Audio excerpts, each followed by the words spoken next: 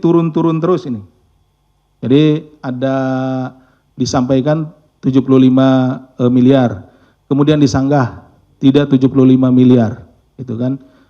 Sampailah turun itu ya oleh saudara AGS ini bahwa ya sudah, Anda PT BP membayar all in sebesar 23 miliar. 23 miliar ini dibagi 15 miliar untuk kekurangan pajaknya, dan dia juga ya oknum ini minta pi sebesar 8 miliar. Jadi dijumlahkan. Terima kasih Mas Jubir. Bismillahirrahmanirrahim. Assalamualaikum warahmatullahi wabarakatuh.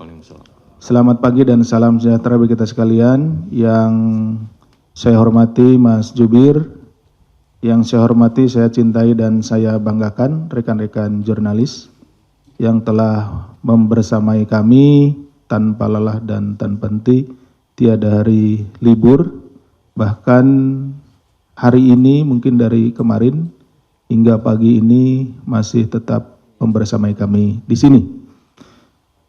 Baik, pada kesempatan pagi ini kami ingin menyampaikan terkait dengan penangkapan terduga pelaku yang tertangkap tangan melakukan dugaan tindak pidana korupsi terkait pemeriksaan pajak pada Direktorat Jenderal Pajak Kementerian Keuangan periode 2021-2026.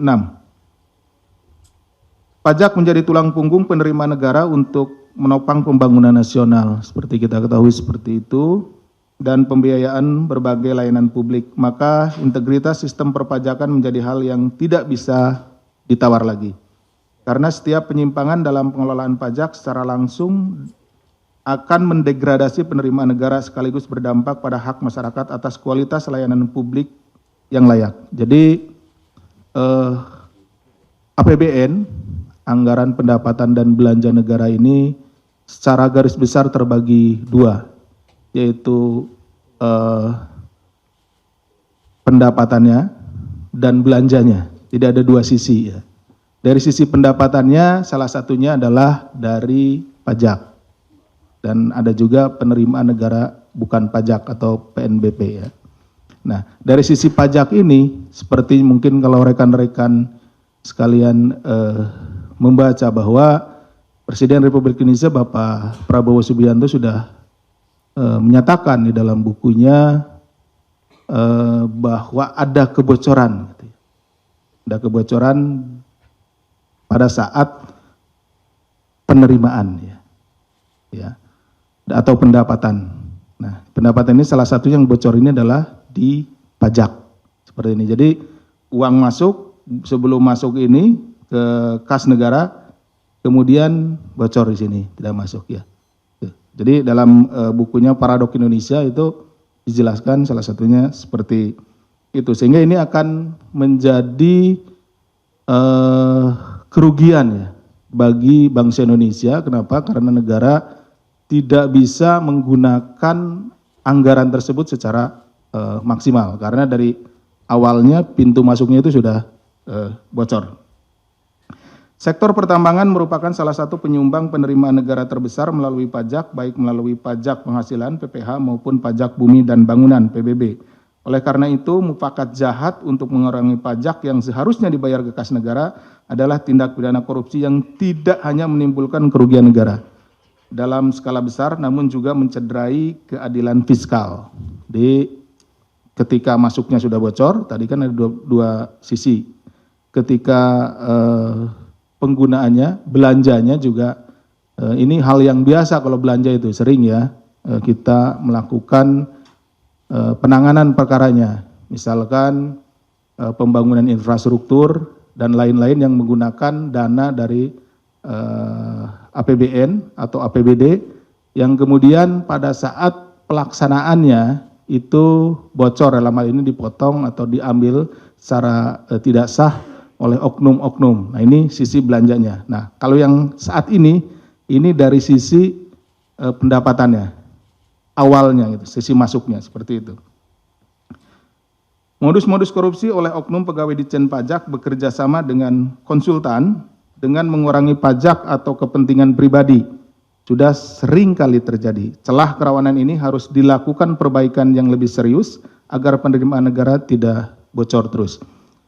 KPK mengimbau kepada wajib pajak agar tidak segan untuk melaporkan kepada aparat penegak hukum jika mengalami adanya dugaan praktik-praktik pemerasan. Jadi ya ini antara petugas pajak dengan wajib pajak, ya di sana bertemunya di sana, gitu ya, sehingga terjadilah kong kaling kong gitu ya, meeting of mind-nya ada di sana. Nanti akan kita jelaskan di depan. Dengan catatan bahwa wajib pajak tidak dalam posisi berusaha untuk meminta pengurangan. Hal ini sebagai bentuk pengawasan sekaligus aksi nyata dalam menjaga kedaulatan keuangan negara.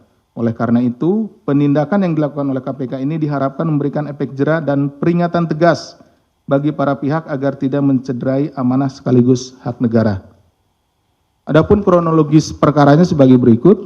Pada hari ini, hari Minggu ya, tanggal 11 Januari 2026, KPK akan menyampaikan informasi lengkap terkait kegiatan penangkapan kepada para terduga pelaku tertangkap tangan melakukan tindak pidana korupsi terkait dengan pemeriksaan pajak di lingkungan Direktorat Jenderal Pajak, Kementerian Keuangan periode 2021-2026. Awalnya pada bulan September hingga Desember 2025, PT WP menyampaikan laporan kewajiban pajak bumi dan bangunan periode 2023. Jadi periode wajib pajak ini, PTWP ini melaporkanlah untuk pajak bumi dan bangunan atau PBB tahun 2023, dilaporkan di tahun 2025.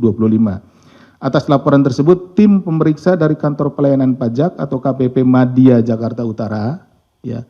Nah, ini karena kantornya ini berada di Jakarta ya, di wilayahnya gitu, di wilayah kantor KPP Madya Jakarta Utara melakukan pemeriksaan guna menelusuri adanya potensi kekurangan bayar.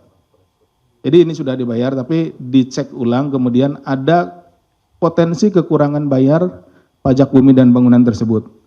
Hasilnya terdapat temuan potensi kurang bayar sekitar 75 miliar.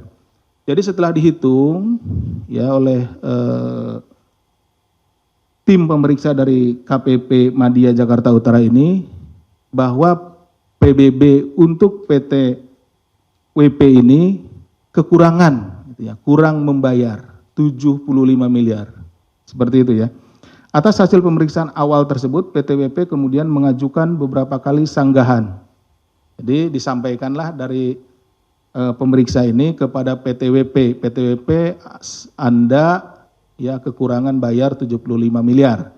Nah, kemudian dari PTWP melakukan sanggahan. Menurut perhitungan PTWP itu jumlahnya tidak 75 miliar gitu ya. Ini juga bahwa saudara AGS, Kepala Seksi Pengawasan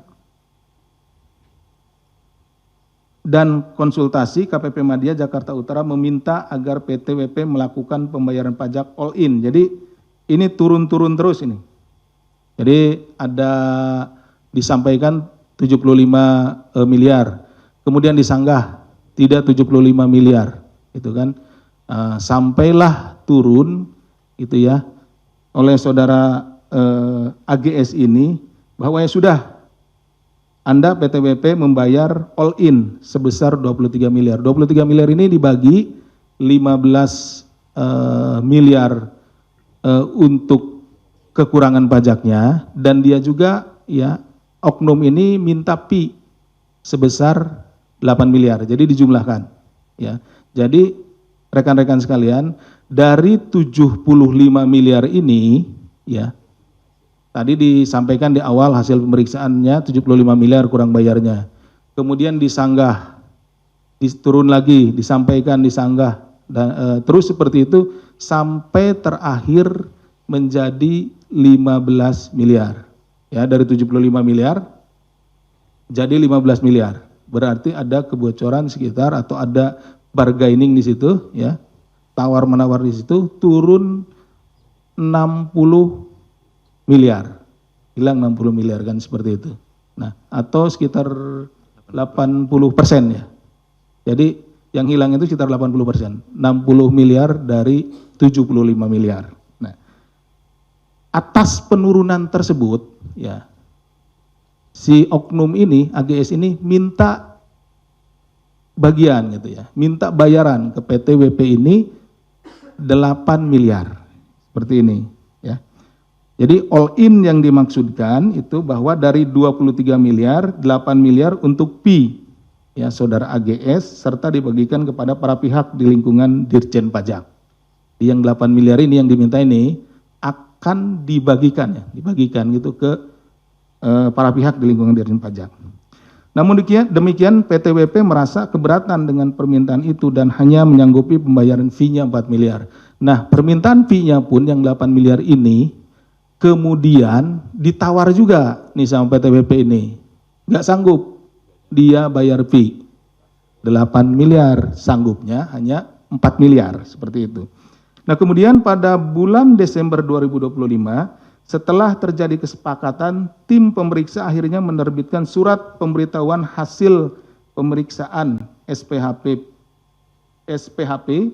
dengan nilai pembayaran pajak bagi PT WP 15,7 miliar. Nah, tadi kan bargainingnya 23 miliar all in.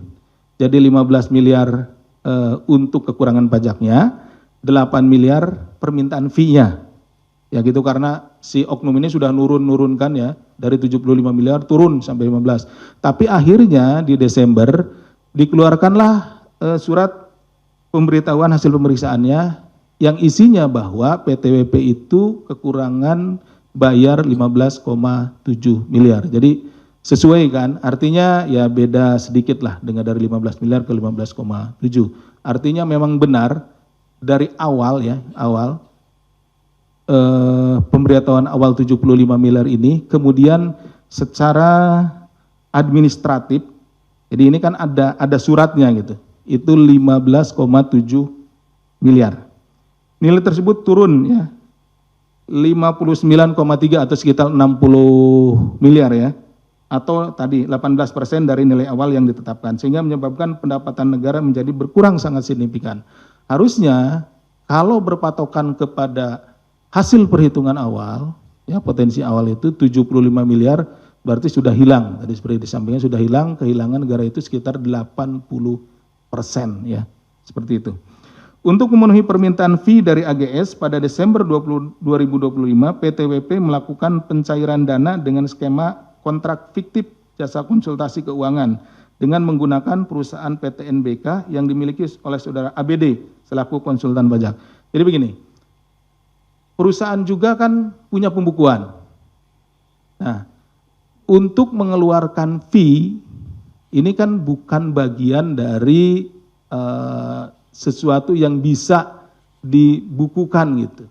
Dibukukan atau keluar bisa pertanggungjawabkan secara akuntansi. Nah, untuk itu maka dibuatlah pengeluaran fiktif di perusahaan itu. Jadi perusahaan ini, PT WP ini seolah-olah bekerja sama dengan konsultan pajak, dengan perusahaan konsultan gitu. Ya, dalam hal ini adalah PT NBK. Jadi PT WP ini seolah-olah meng-hire PT NBK, ini perusahaan ini adalah perusahaan konsultan ya, konsultan pajak, dan membayarkan 4 miliar. Ya. Jadi keluarlah dari kasnya PT WP ini uang sebesar 4 miliar yang catatannya, ya catatan di perusahaan tersebut, di PT WP itu adalah untuk membayar kepada PT NBK untuk kepentingan konsultasi pajak ya, konsultan pajak seperti itu. Padahal uang 4 miliar itu digunakan untuk pemberian kepada oknum, tadi saudara AGS ya, yang walaupun minta di awalnya adalah 8 miliar, ya, seperti itu. Selanjutnya pada Desember 2025, PT NBK mencairkan dana komitmen fee sebesar 4 miliar yang kemudian ditukarkan ke dalam mata uang dolar Singapura ya.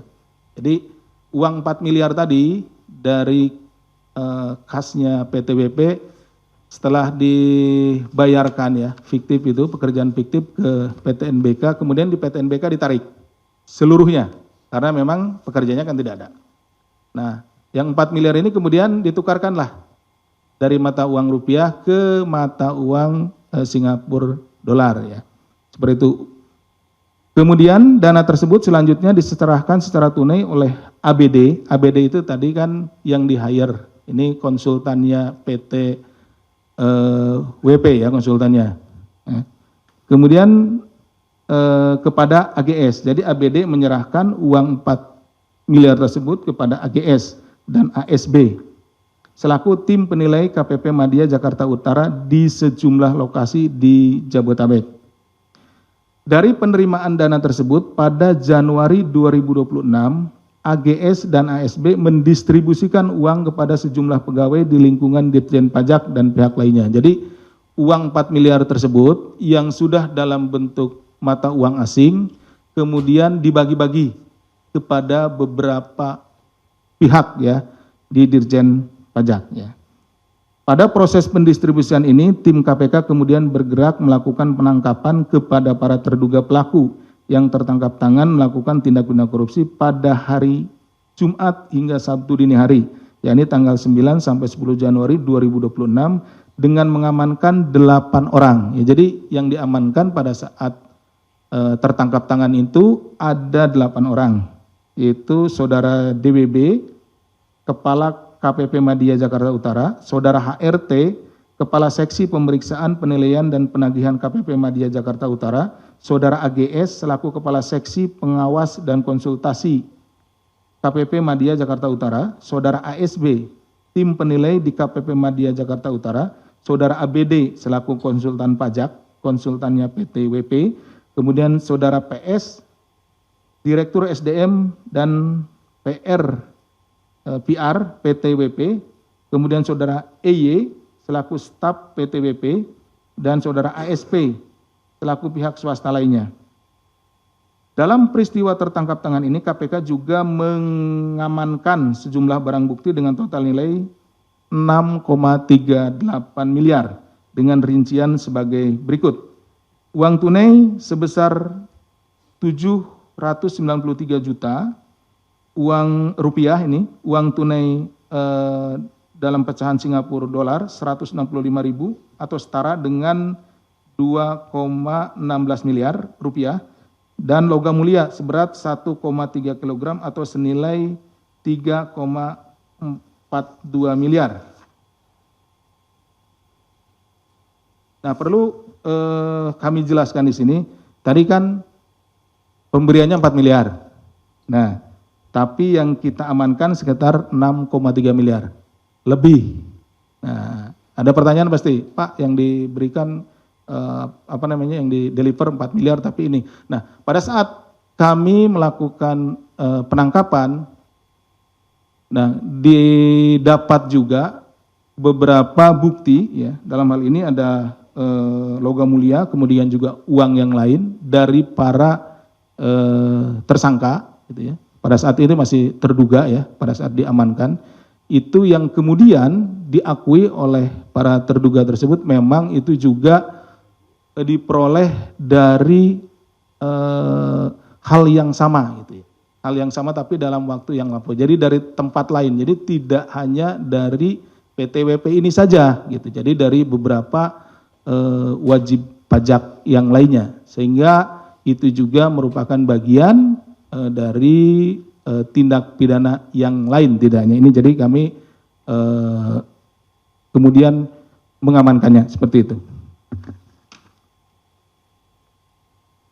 Selanjutnya dalam dugaan tindak pidana korupsi terkait pemeriksaan pajak di lingkungan KPP Madya Jakarta Utara periode 2001-2006, setelah dilakukan pemeriksaan intensif pada tahap penyelidikan dan telah ditemukan unsur dugaan peristiwa pidananya, maka perkara ini naik ke tahap penyidikan yang kemudian setelah ditemukan kecukupan alat bukti, KPK menetapkan 5 orang tersangka sebagai berikut. Jadi setelah para penyelidik, kemudian penyidik meyakini bahwa ada peristiwa pidananya, dalam hal ini peristiwa pidana korupsi, kemudian dinaikkan ke penyidikan. Selanjutnya terhadap tadi barang-barang yang diperoleh pada saat tertangkap tangan, kemudian dilakukan penyitaan, kemudian dilakukan pemeriksaan terhadap saksi-saksi, ini sudah penyidikan nih, pemeriksaan kepada saksi-saksi, dan berdasarkan kecukupan alat bukti, dalam hal ini ada paling tidak 2 alat bukti ya, itu kami menetapkan 5 orang tersangka. Yang pertama saudara DWB selaku Kepala KPP Madya Jakarta Utara, yang kedua saudara AGS selaku Kepala Seksi Pengawas dan Konsultasi KPP Madya Jakarta Utara, yang ketiga saudara ASB selaku tim penilai di KPP Madya Jakarta Utara, yang keempat saudara ABD selaku konsultan pajak, dan yang kelima saudara EY selaku staf PTWP. KPK selanjutnya melakukan penahanan terhadap para tersangka untuk 20 hari pertama sejak tanggal 11 hari ini sampai dengan 30 Januari 2026. Penahanan dilakukan di Rumah Tahanan Negara, Cabang Gedung Merah Putih KPK. Atas perbuatan terhadap saudara ABD dan saudara EY selaku pihak pemberi disangkakan telah melanggar ketentuan pasal 5 ayat 1 huruf A atau huruf B pasal 13 Undang-Undang Nomor 31 Tahun 99 sebagaimana telah diubah dengan Undang-Undang Nomor 20 Tahun 2001 tentang pemberantasan tindak pidana korupsi, junto pasal 20 Undang-Undang Nomor 1 Tahun 2023 tentang Kitab Undang-Undang Hukum Pidana KUHP yang baru.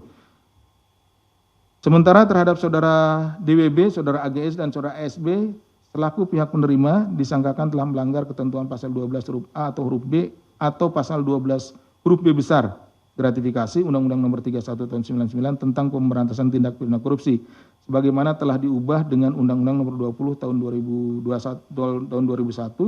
tentang perubahan atas Undang-Undang Nomor 31 Tahun 99 tentang pemberantasan tindak pidana korupsi atau pasal 606 ayat 2 Undang-Undang Nomor 1 Tahun 2026 tentang penyesuaian pidana, junto pasal 20 Undang-Undang Nomor 1 Tahun 2023 tentang Kitab Undang-Undang Hukum Pidana KUHP terbaru. Jadi rekan-rekan, karena perkara ini terjadi dalam masa transisi, terjadinya di bulan Desember. Kemudian dilakukan penangkapan, tertangkap tangannya di bulan Januari ya, setelah tanggal 2. Artinya KUHP-nya baru, KUHP-nya juga baru. Jadi ada masa transisi sehingga digunakan pasal-pasal pada undang-undang yang lama dan kemudian juga undang-undang yang baru.